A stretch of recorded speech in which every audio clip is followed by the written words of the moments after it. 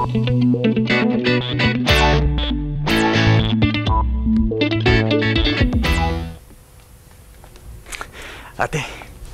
matutulungan mo ba kami ipaliwanag kay Daddy yung balak namin ni Erica?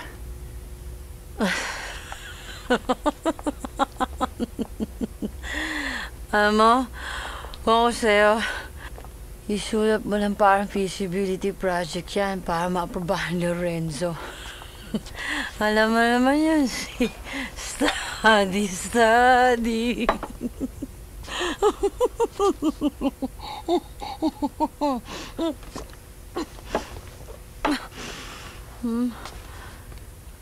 Ano ate? Pumapayag na ba kayo? Alam mo, kasal?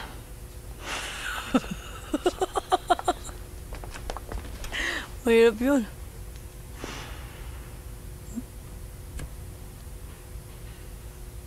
Maganda lang yan hanggang sa simbahan, hanggang sa reception. Ang costume. Ate, ano ba? Ano, tutol ba kayo? Ano? Ang prema ko sa'yo kapag ibigyan kita ng magandang sagot. Ate. Ate, please. Seryoso ako. Ate. Mo, ako nakakapagbigay ako ng magandang sagot kapag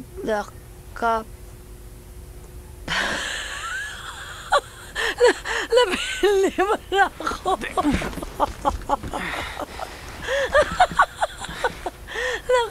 Labing-isa na ako.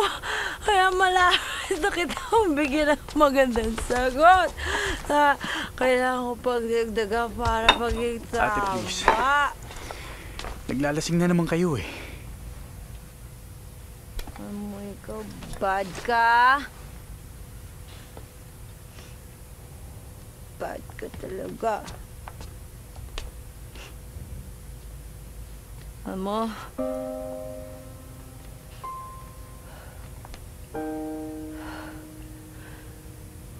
ang lasing.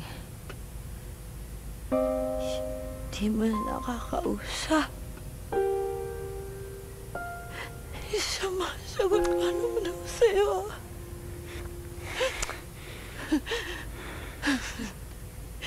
Ako, lasing.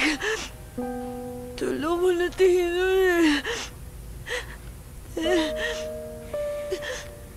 ikaw lang siya kayo. Yan yung kambal mo kausap ko. Diba? Ate, ano ba nangyayari sa'yo?